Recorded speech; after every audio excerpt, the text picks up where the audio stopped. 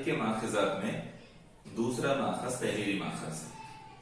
یہ بہت اہم ماخذ ہے جس سے بہت ساری معلومات تاریخ کے حاصل ہوتی ہے۔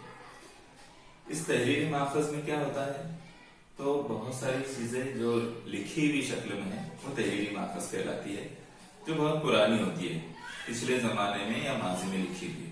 اس میں کون سی چیزیں شامل ہوتی ہے تو اس میں شاہی فرمان شامل ہوتے ہیں، خط و کتابت اور مراسلے ہوتے ہیں، گرنتھ سوانح ہوتی ہے، پھر حکومت کے دستاویزات ہوتے ہیں، اس میں تذکرے ہوتے ہیں، اس طرح کی اس میں کئی ساری چیزیں، سفر نامے بھی اس میں موجود ہوتے ہیں، یہ ساری چیزیں اس میں شامل ہوتی ہے۔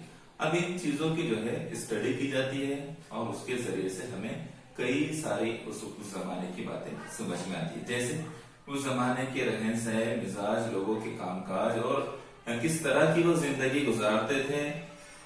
حکومت تھی تو حکومت کا نظم و نسق کیسے چلتا تھا۔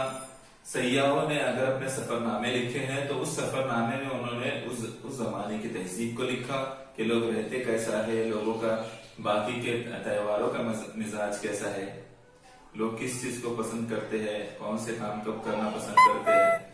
یہ ساری چیزیں ہمیں تحریری ماخذ سے حاصل ہوتی ہے، جس میں کتابیں خاص ذریعہ ہوتی ہے۔ شکریہ۔